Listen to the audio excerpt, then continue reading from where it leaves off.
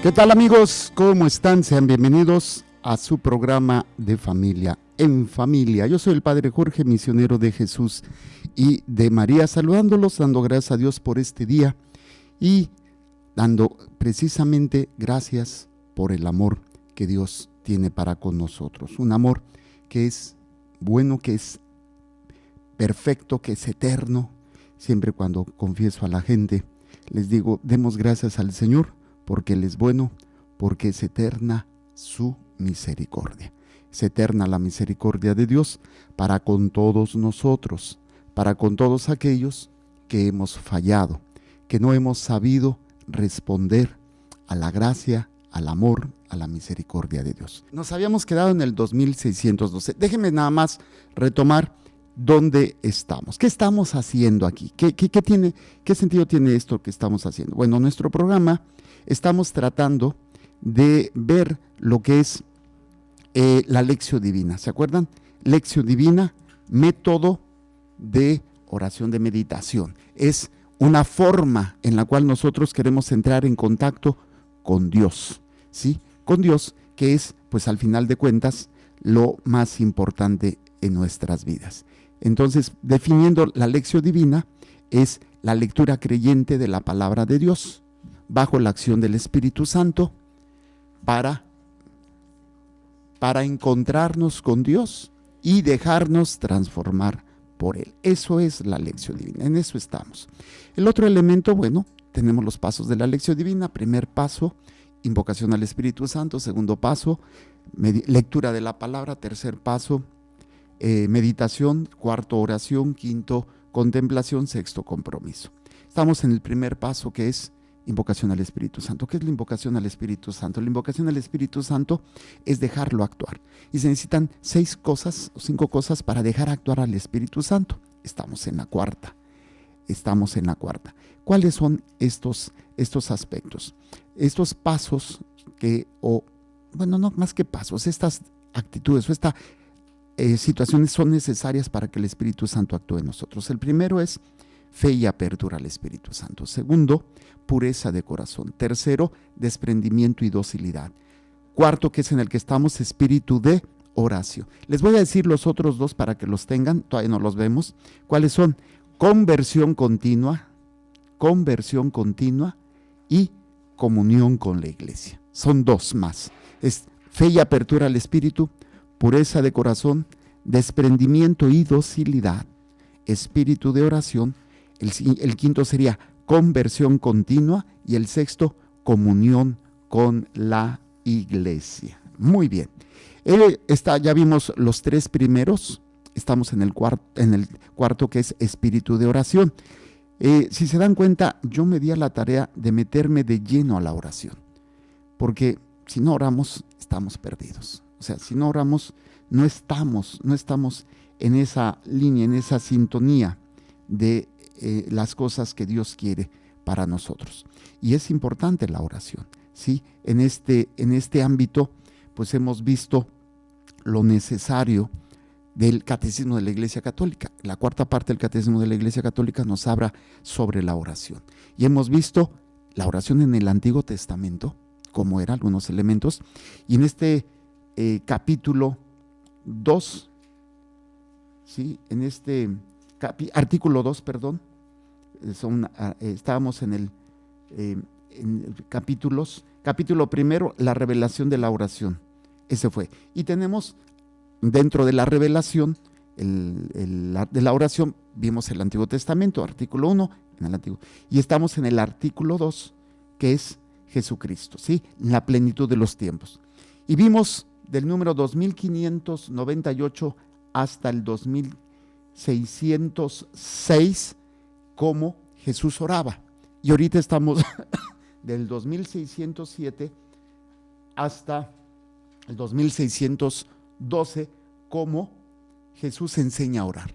Y vamos a empezar el 2613, que nos habla cómo San Lucas nos ha transmitido 3 parábolas principales sobre la oración. Todavía viendo de cómo Jesús enseña a orar, y vamos a ver estas 3 parábolas. Entonces, Vamos a ver, dice, San Lucas nos ha transmitido 3 parábolas principales sobre la oración. La primera, el amigo inoportuno. Invita a una oración insistente.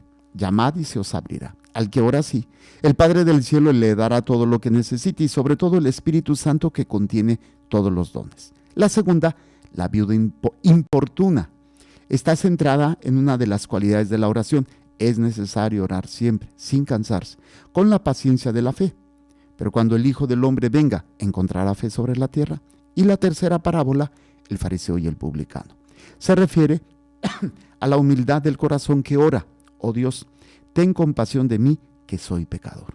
La iglesia no cesa de hacer suya esta oración. ¿Sí? Que ustedes pues la han oído. Kyrie eleison. Christe eleison. A ver, para mis hijas que ya tienen clases de latín, ¿qué significa Kyrie eleison? Señor, ten piedad. ¿Sí? Señor, ten piedad. Vamos a ver este número con calma y meditar unos aspectos que nos van a ayudar. A ver, la primera, el amigo inoportuno. Vámonos a Lucas 11. Lucas 11, 5 al 13. Lucas 11, 5 al 13. Y nos habla precisamente el título que va a ser muy importante para todos nosotros, que es la manera de orar. Acuérdense, estamos aprendiendo de la oración y lo que nos dice el Catecismo de la Iglesia Católica. Hemos aprendido muchas cosas que no sabíamos cómo orar, ¿sí se acuerdan? Y algunos elementos que van a ser muy importantes. Ok, vamos a ver este versículo 5 al 13. Les dijo también: si uno de vosotros tiene un amigo y acudiendo a él a medianoche le dice: amigo, préstame 3 panes, porque ha llegado de viaje a mi casa un amigo mío y no tengo que ofrecerle. Y aquel desde dentro le responde: no me molestes, la puerta está ya cerrada, y mis hijos y yo estamos acostados, no puedo levantarme a dártelos. Os aseguro que si no se levanta a dárselos por ser su amigo, se levantará para que deje de molestarle y le dará cuanto necesite. Yo os digo, pedid y se os dará, buscad y hallaréis, llamad y se os abrirá, porque todo el que pide recibe, el que busca halla, y al que llama le abrirán. ¿Qué padre hay entre vosotros que si su hijo le pide un pez, en lugar de un pez le da una culebra? ¿O si pide un huevo, le da un escorpión? Si pues vosotros, aun siendo malos, sabéis dar cosas buenas a vuestros hijos, cuánto más el Padre del cielo dará el Espíritu Santo al que se lo pida, a los que se lo pidan. Esto es una enseñanza sobre la oración. ¿Cómo que tiene entonces? ¿Qué podemos sacar? ¿Cómo tiene que ser nuestra oración? Constante. ¿Cuál es el problema de nosotros? Que somos inconstantes. Hasta deberíamos aprender de los niños. Esos niños, ¿cómo dan lata? Mamá, quiero, mamá, quiero. ¿Y cuántas veces? A ver, tengo aquí 3 mamás. ¿Cuántas veces por la lata del niño no has cedido? Ya está bien, deja de dar lata, ya te lo voy a dar. Claro, siempre y cuando no sea una cosa mala. Que sabes que no es malo lo que te pide, pero tú tienes unas reglas, tienes una disciplina y quieres que la respete. A veces te mantienes firme, no, porque sabes que no le va a servir. Un ejemplo, cómprame un dulce. No, porque no has comido, y si te lo comes no vas a comer. No. Y tú te mantienes, sabes que no le va a hacer bien, ¿sí? A lo mejor puede ser otra cosa que no es que sea malo, pero tú crees que en ese momento no. Dices, bueno, está bien, ándale, hazlo, o sal, o prende la tele, o haz esto, y cedemos. Pero tenemos un criterio, bueno, eso creo. Tenemos un parámetro, tenemos una idea de lo que queremos para el hijo, de lo que estamos buscando para el bien de él, ¿sí o no? Yo me pregunto, ustedes, bueno, tú tienes más puros hombres, ¿quién es más difícil? ¿O quién es más, el niño o la niña? Bueno, ahí es donde dices, pues, cada uno, para unos son las niñas, para otros son los niños, ¿no? pero es parte de, es un proceso. Y aquí lo interesante es que esto yo se los quiero decir para que se den cuenta que no es que sea hombre o sea mujer, es la personalidad de la persona. ¿Sí? O sea, ¿por qué? Porque tú puedes tener dos niñas y una ser bien dócil y la otra bien mula. O dos niños, uno bien noble y el otro bien así. Y no es que sean malos, simplemente es una personal. Y ahí, precisamente, ustedes toman en cuenta eso a la hora de ceder con uno y con otro, ¿sí o no? ¿Por qué a él sí y a mí no? ¿O por qué yo no y él sí? ¿Sí? Y, o sea, tú tomas parámetros de acuerdo a la personalidad, porque ves que el otro a lo mejor es más sereno, a lo mejor es más tranquilo, a lo mejor no es tan mula como tú comprenderás, y pues esto pues obviamente no afecta, ¿no? ¿Sí? Entonces tú dices, oye, ¿qué está pasando? Ahora, esto nos da un parámetro muy interesante, un parámetro. Si esto que tú ves en tus hijos, y eso que no puedes ver el corazón, no puedes verla, aunque tú digas, yo conozco a mis hijos, pero llega un momento en que cuando están chiquitos es más fácil, pero cuando ya están grandes, me ha tocado mujeres que aseguran, es que mi hijo no, y resulta ser que sí, y ellos darían la vida asegurando que su hijo no haría eso, no haría eso. Entonces tú dices, híjole. Ahora, veámoslo desde el punto de vista de Dios. No conoce tu corazón. Y si tú le pides y le pides y le pides y no te lo concede, puede ser varias cosas. Una porque quiere que crezcas, una porque no estás preparado, otra porque no es saludable. Voy a ponerles una anécdota muy interesante que me tocó en estas cuestiones de las manifestaciones de las ánimas benditas del purgatorio. Una señora le pedía a Dios que su hijo se sanara, y el hijo no se sanó y se murió. Entonces ella se peleó con Dios y estaba, pero ¿por qué? Si yo le pedí. Y Dios en su infinita misericordia le permitió al ánima manifestarse a su mamá. Y le dijo, mamá, fue bueno que me muriera, porque si yo no me hubiera muerto como yo estaba, yo me hubiera condenado.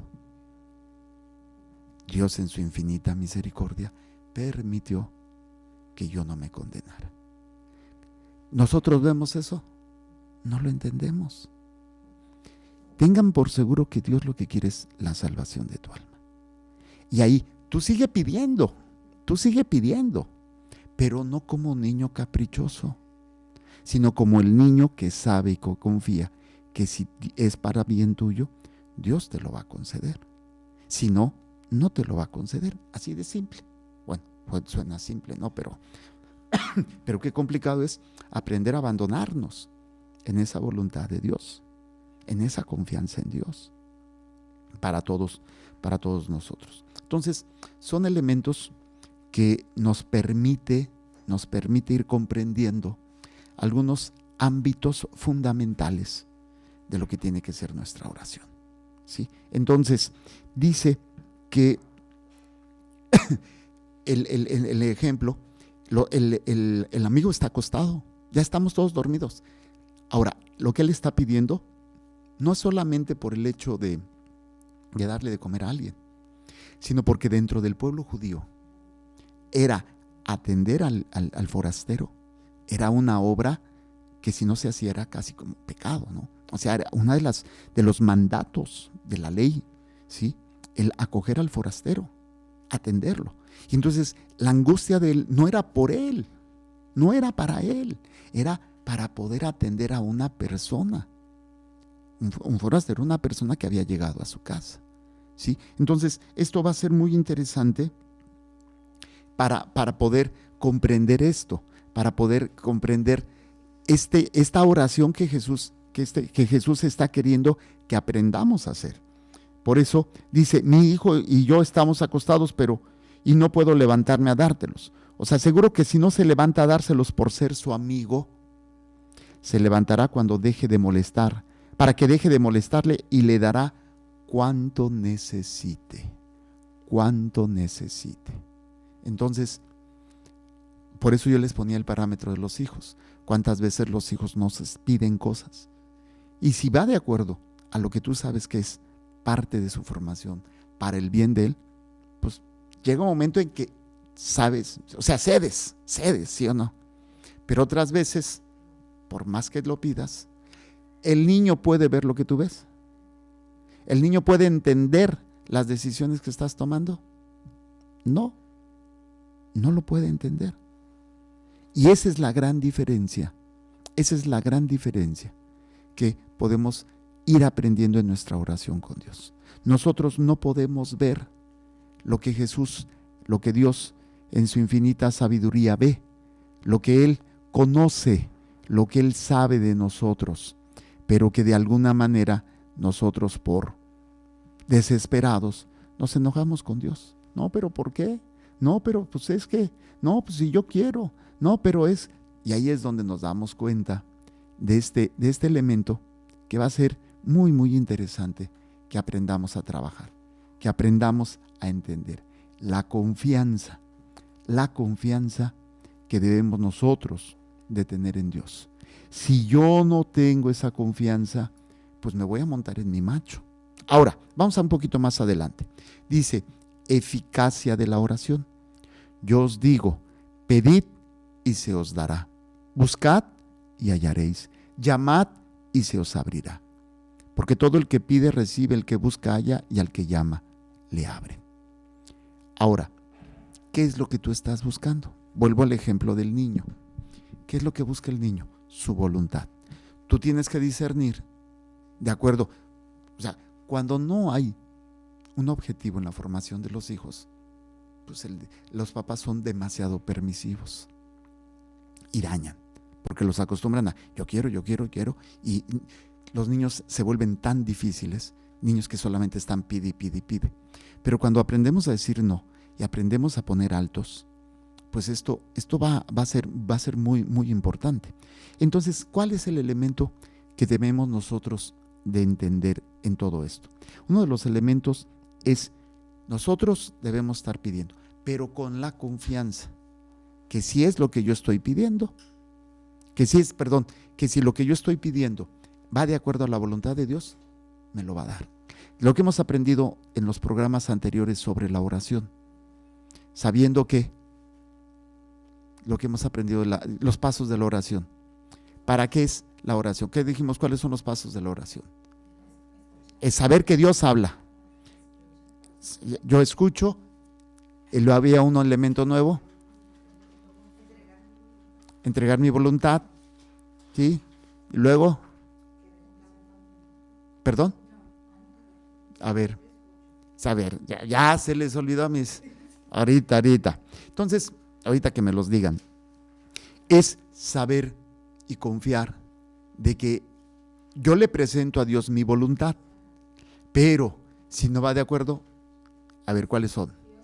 Dios habla, yo escucho. Obedece, a ver, despacio, Dios habla, yo escucho. Sí, ¿para qué escucho? Para que es la conversión, querer cambiar. Obedezco, rezongo y me someto. Qué difícil. Entonces, ahora apliquen eso que hemos visto a este momento. O sea, yo tengo que aprender a escuchar. ¿En qué momento sería esto? Lo que está diciendo, pide. En un momento tal, a lo mejor, de todos los pasos que me dijeron, es el momento cuando dice, pidan y se les dará, buscan y hallarán, llamen y se les abrirá, porque todo el que recibe, busca, y al que llama se le abrirá. ¿Qué padre entre ustedes hay que si un hijo le pide un pez, en lugar de un pez le da una culebra? O si pide un huevo le da un escorpión. Si pues vosotros, aun siendo malos, saben dar cosas buenas a vuestros hijos, ¿en qué paso, qué momento pueden ubicar de todo lo que hemos visto de la oración? ¿Cuáles serían?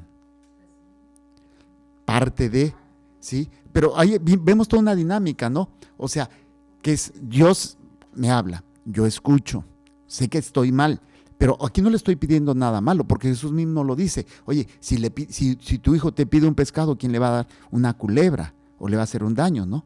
Pero la parte interesante es, al final, ¿qué es lo que dice? Si pues vosotros, aun siendo malos, saben dar cosas buenas a vuestros hijos, cuánto más el Padre del cielo dará el Espíritu Santo. El Espíritu Santo a los que se lo pidan. Y es muy importante esto para todos nosotros, para comprender, para entender este elemento que es ahí.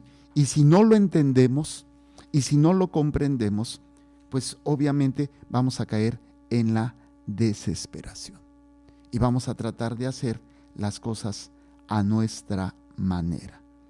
Y bueno, pues es una de las cosas que vamos a tener que ir trabajando. Y esto, pues, es algo de lo cual yo invito en la oración. Yo tengo que pedir Espíritu Santo. ¿Para qué? Para que yo quiera lo que Dios quiera. Y significa renunciar a lo que yo quiero. Híjole. Entonces, si yo estoy pidiendo de acuerdo a la voluntad de Dios, ¿se acuerdan por qué Jesús sabía que Dios le iba a escuchar? Porque él estaba pidiendo de acuerdo a la voluntad del Padre. Él sabe, dice, Padre, te doy gracias. Lo vimos, ¿se acuerdan? Cuando la resurrección de Lázaro. Padre, te doy gracias porque sé que siempre me escuchas. ¿Sí? Y es precisamente esto lo que nosotros estamos haciendo. Si estoy pidiendo de acuerdo a la voluntad de Dios. Y es muy importante para nosotros. ¿Estoy pidiendo de acuerdo a Dios? ¿O estoy pidiendo de acuerdo a mí? Está bien el niño está pidiendo de acuerdo a su nivel y a lo que él quiere. Pero cuando yo pido, ¿estoy pidiendo buscando la voluntad de Dios? ¿O estoy pidiendo buscando lo que yo quiero, lo que yo siento? ¿Sí? Y que va a ser muy importante para todos nosotros el trabajar estos aspectos que están ahí latentes, que están ahí y que necesito, Señor, hacer y buscar tu voluntad. Y esto, pues obviamente, es todo un proceso. Pero bueno, es nada más trabajar en ello. Ok, sí quedó bien claro este primero, ¿no? Vamos a la segunda, ¿sí? Es otra parábola sobre la oración. Y es, la segunda dice, la viuda importuna, Lucas 18. Lucas 18 del 1 al 8. Lucas 1, 18 del 1 al 8. Vamos a ver qué es lo que nos dice. Dice, el juez inicuo y la viuda importuna les propuso una parábola para inculcarles que era preciso orar siempre y sin desfallecer. Y ahí es precisamente un elemento. Dice, había en una ciudad un juez que ni temía a Dios ni respetaba a los hombres. Había en aquella misma ciudad una viuda que acudiendo a él le dijo, hazme justicia contra mi adversario. Durante mucho tiempo no quiso, pero después se dijo a sí mismo, aunque no temo a Dios ni respeto a los hombres, como esta viuda me causa molestias, le voy a hacer justicia, para que deje de una vez de importunarme. Dijo pues el Señor, oíd lo que dice el juez injusto, pues ¿no hará Dios justicia a sus elegidos que están clamando a él día y noche? ¿Les hará esperar? Os digo que les hará justicia pronto. Pero cuando el Hijo del Hombre venga, encontrará fe sobre la tierra. Oigan, ¿qué tiene que ver la fe con la oración? A ver, ¿y qué tiene que ver con la justicia? Aquí son tres elementos que vamos a tratar de entender, ¿sí? ¿Cuáles son? La fe, la justicia. ¿De qué o por qué? ¿De qué nos está hablando? A ver, vamos. Sí, ¿cómo está esto? ¿Qué relación tiene la fe y la oración? Porque aquí dice, ¿sí? Oíd lo que dice el juez injusto, pues ¿no hará Dios justicia a sus elegidos que están clamando a Él día y noche? Sí, les hará esperar, os digo que les hará justicia pronto, pero cuando el Hijo del Hombre venga, ¿encontrará fe sobre la tierra? ¿Qué es la justicia? Dar a cada quien lo que se merece. Hablamos de una justicia humana. La justicia humana, ¿a qué nos lleva? Me la haces, me la pagas. La justicia divina es el perdón, la misericordia hacia la persona. ¿Sí o no? ¿Sí? Y es precisamente, ok, tú me estás clamando justicia. Tú me estás clamando justicia. Pero, ¿qué dijimos que una de las partes importantes de la fe? ¿Qué es? La escucha y la obediencia. ¿Encontraré fe sobre la tierra? ¿Sí? Estás escuchando lo que tienes que hacer. Tú me pides justicia. ¿Y tú cómo estás actuando? ¿Estás actuando de acuerdo a lo que yo te pido? ¿O estás actuando de acuerdo a lo que tú quieres? Si vemos la relación, ¿sí? O sea, aquí, si yo escucho, voy a hacer justicia. Claro, hay que clamar contra las injusticias, pero no ser verdugos, no ponernos a enjuiciar o a... No. O sea, si una persona está sufriendo, si una persona está mal, pues mi obligación es orar por ella, ¿sí? Y entender todos estos elementos que están ahí latentes y que van a ser necesarios para todos nosotros y poder entender que mi vida tiene que ser de oración, de escucha, de búsqueda, de poder comprender todos los elementos que van a ser necesarios en mi vida de oración, en mi vida de relación con Dios y que vamos a nosotros a ir trabajando. Ok, ¿hasta aquí alguna pregunta? ¿Sí está claro? Ok. ¿Qué tanta fe tengo? ¿Qué tanto estoy yo escuchando a Dios y obedeciéndolo? Vamos a la tercera. La tercera parábola. El fariseo y el publicano. Lucas 18, ahí mismo, pero ahora del 9 al 14.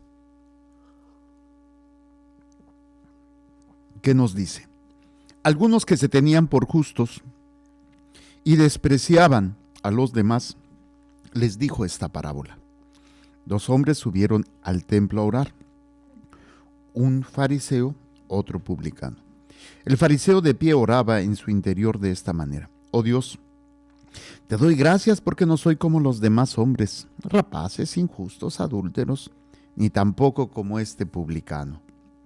Ayuno 2 veces por semana, doy el diezmo de todas mis ganancias. En cambio el publicano, manteniéndose a distancia, no se atrevía ni a alzar los ojos al cielo, sino que se golpeaba el pecho diciendo: oh Dios, ten compasión de mí, que soy pecador. Os digo que éste bajó a su casa justificado, y aquel no.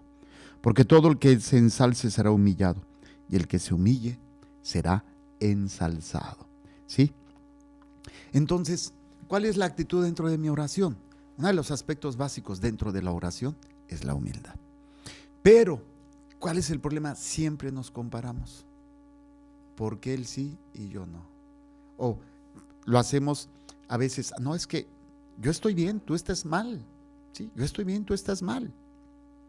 Y muchas veces caemos en esas actitudes de juicio a los demás, donde dañamos, donde nos justificamos a nosotros mismos y terminamos más perdidos que el hijo de la llorona, en una actitud que no nos permite comprender lo que tenemos que hacer como hijos de Dios. Y ahí, bueno, pues entendemos que las personas no estamos pues en esta actitud de humildad, en esta actitud de estar conscientes de lo que se debe de hacer, de lo que se debe de orar, de lo que se debe de compartir con los demás. Por eso, yo no me puedo sentir superior a nadie. Ese es el mayor error. Yo estoy bien, tú estás mal. Mi actitud siempre tiene que ser de humildad. Ante Dios, yo no me puedo justificar. Es que Él me hizo, es que Él me dijo, es que Él esto, es que Él... No, o sea, Señor, independientemente de lo que Él me haya hecho, yo no respondí, yo no hice.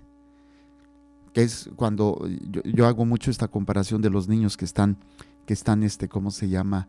En esa situación que están peleando. ¿Por qué le pegas a tu hermano? Es que él empezó. No, pero es que él me dijo. Y cuando nosotros estamos en esa actitud con los demás, ¿no? O sea, Señor, es que mi marido, es que me hizo. Ey, tú no te justifiques. Tú, Señor, fallé. Mira, mi marido me traicionó, me hizo, me dijo. Y yo no supe actuar como debiera, de acuerdo a lo que tú quieres. ¿Sí me explico? Esa es la oración humilde. Pero cuando empiezo, es que Señor, y esto, o sea, se vale sacar todo el coraje, se vale sacar toda la... Pero que no nos quedemos en esa actitud. O sea, si no sacamos, explotamos.